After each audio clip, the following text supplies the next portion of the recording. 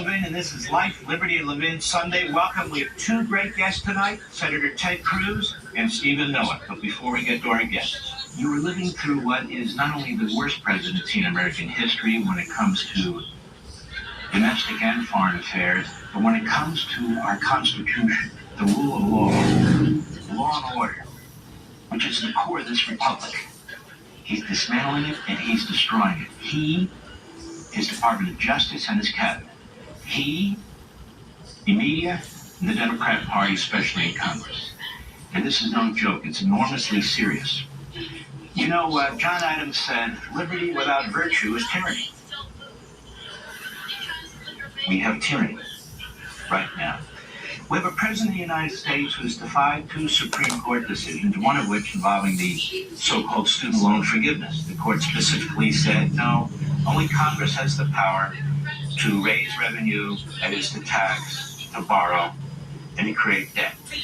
Joe Biden said, okay, I don't care what you say. In the greatest defiance of the Supreme Court in American history.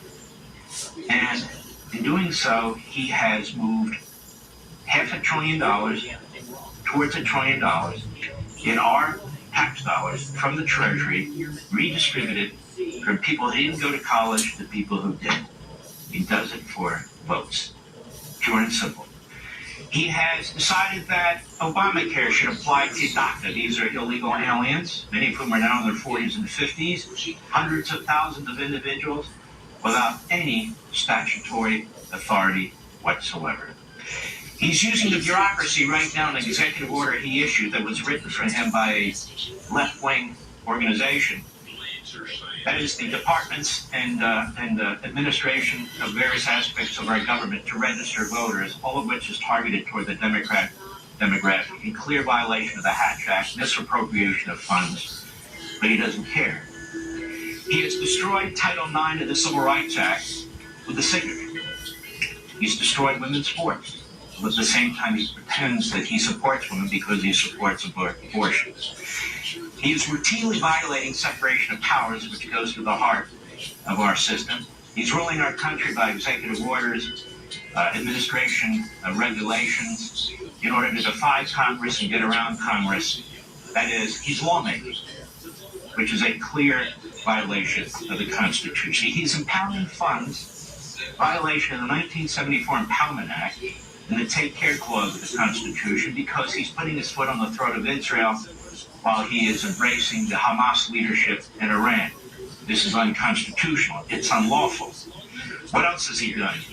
He and his Department of Justice have unconstitutionally appointed a rogue prosecutor who has as his sole purpose the use of your tax dollars, the use of Department of Justice personnel, investigators, and prosecutors to hunt down Donald Trump, to smear Donald Trump, to indict Donald Trump, and they hope to convict Donald Trump right in the middle of an election so he can clear the playing field. Not before this time has any president or former president in American history ever been indicted for anything. You know, they've indicted Donald Trump on 91 bogus charges in 4 different jurisdictions. What should you think about that? He also waived executive privilege over and over and over and over again, allowing tens of thousands of presidential documents to be provided to the January 6th Nancy Pelosi Stalinist Commission, which used those documents to, again, try and trash Donald Trump. And after the Republicans took the House, they destroyed a vast amount of the so-called information that they had gathered, because they gathered an enormous amount of exculpatory information. They didn't want that to go public. So Joe Biden uses executive privilege to destroy the power of the presidency, while he is unconstitutionally using the power of the presidency much like a dictator. And that's what he just did the other day. Mark, what are you talking about? Executive privilege. Executive privilege. Executive privilege is basically a privilege that goes back to George Washington that protects separation of powers. That is, it protects the operations of the presidency, internal communications, decision-making, and so forth, because otherwise a president won't be able to function. He'll have to keep responding to Congress, which would destroy the notion of balance and equality between the branches. And so it's generally understood that executive privilege should be used in a very focused way to protect the the office of the presidency, which of course he's already used to destroy the office of the presidency, not while he's president, but for future presidents. So, executive privilege, there are some exceptions, and they're legitimate exceptions. The courts recognize this, even Congress tends to recognize this, the attorney generals past have recognized this, where there's not an ongoing investigation, where there's not an issue of national security, where there's no issue of presidential internal communications, where there's no issue of separation of powers, where there's no protection of investigative or law enforcement techniques. There's no claim for executive privilege. In the case of Joe Biden, he puts out an order of executive privilege to protect what? The audio of his interviews with the special counsel heard about events that took place before he was president. There's no presidential issue whatsoever. It's number one.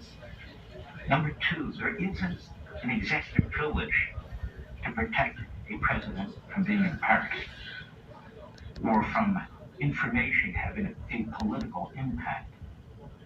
There is no such executive privilege. Moreover, any executive privilege that may exist, and none did, was waived because the transcript of Biden's interview with the special counsel was released. And they released it in the Department of Justice because they will do anything possible, including violate the Constitution, to get Biden reelected. And in order to get Biden reelected, they want you to vote for somebody who doesn't exist.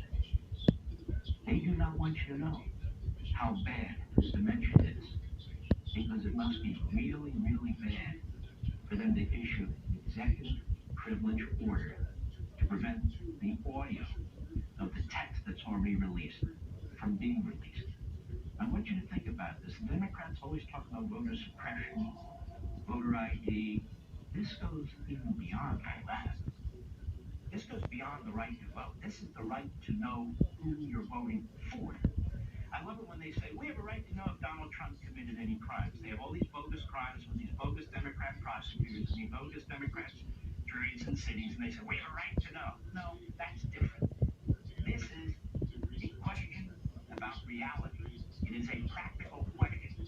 Did this man up to being in charge of the most powerful nation on the face of the earth with power to launch nuclear missiles, to make decisions about the health and welfare in the United States? The answer is he's not. We know this because the executive privilege order was put out because they don't want you to hear the audio. This is the man who they will not allow to have press conferences on a regular basis. So he's had less press conferences than any minor president. This is the man who now has his staff surrounding him when he walks from the helicopter to the White House for two reasons. They don't want you to see him shuffling like people with dementia do, and they don't want him answering any questions. So he's completely under control by the staff, by the people who surround him, because they know what they don't want you to know, because they deal with him on a daily basis. We know it. He doesn't give off-the-cuff speeches. He has talking cards. When he reads the monitor, he either reads the part where they're giving him direction to pause or turn left. He reads the directions out loud. He has to have the names of the journalists when he ever does hold a press conference presented to him with their pictures. With their pictures.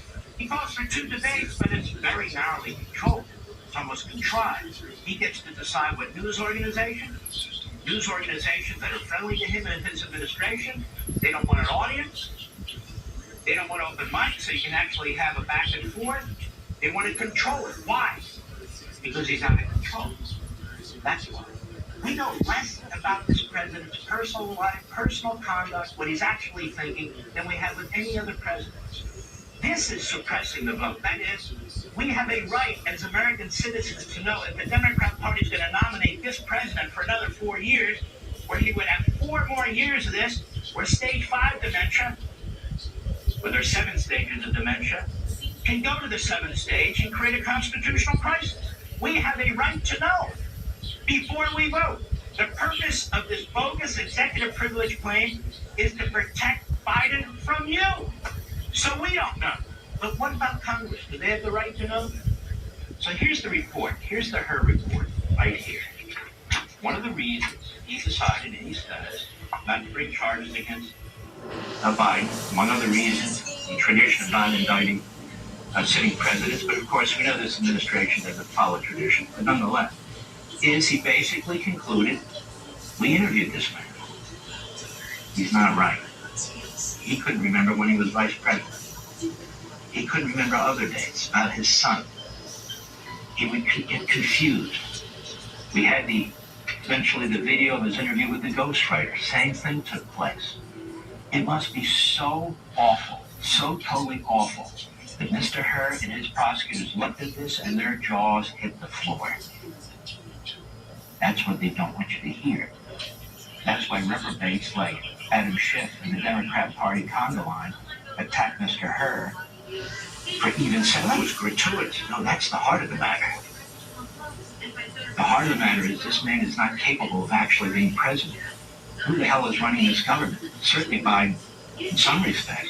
But the staff, the cabinet members, the radicals, the 25th Amendment that was adopted in the 1960s was adopted for the purpose of preventing something like this. The 25th Amendment's right here, the Congressional Research Service, 2018. We just read this. The 25th Amendment, proposed by Congress in 1965 and ratified with the states in 1967, provides for a presidential succession, vice presidential vacancies, and presidential disability. Presidential inability or disability is specifically covered in Section 3, whereby the president may declare a disability. He declares it himself. That ain't happening. And Section 4, whereby disability is declared by the vice president and the majority of the cabinet, or such other bodies may be established by law. No other body was established by law. And rather than this cabinet and this vice president doing what they're supposed to do in the Constitution, uphold their oath, they circle the wagons. They don't want to lose their jobs. Vice president wants to become president. They have no virtue. They have no integrity. The 25th Amendment is a dead letter right now. In our constitutional system, we don't have any system for dealing with a disabled president who's mentally disabled, who is not capable of doing his job, and this latest executive privilege order proves it. They're not saying, we're proud of what Joe Biden said. Here, we released the text. Here's the audio. Oh, we're proud. We want to debate without all these rules. Oh, we're proud. Oh, the vice president talks to the media in press conferences every week.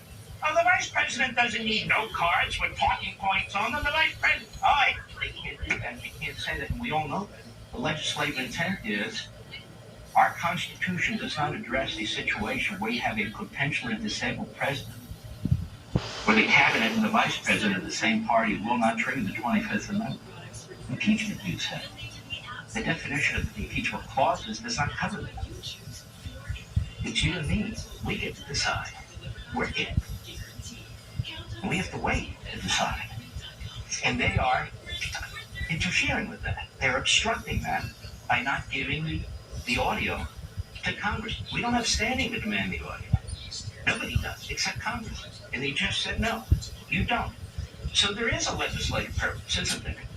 There's a huge legislative purpose, and the legislative purpose is, do we need to fix the Constitution? In a circumstance like this, we may have to. And don't we have a right to know who we're voting for? You better believe it. They talk about registering as many Democrats as they can. Don't suppress the vote. We have a right to know who we're voting for. And we have a right to know who the President of the United States is. Not all the scripted information, not all the propaganda from the media, not all the paid propaganda. Why do you think he wants to raise $1 billion on commercials? Because that's how he wants to speak. They want to speak through flashy, Spielberg-created commercials. Joe Biden should never be president, so he should never be reelected for all the other reasons. But the main reason is he's mentally incapacitated, and that is a big deal. And just because he can deliver a State of the Union address after practicing it, just because he might have a decent debate performance, we're talking about 24/7. You're on the job 24/7. You're under stress. You have life and death, war and peace decisions to make. And we have a lot of human beings in this country who are capable of being very good, qualified presidents. It's just that he's not. I'll be right back.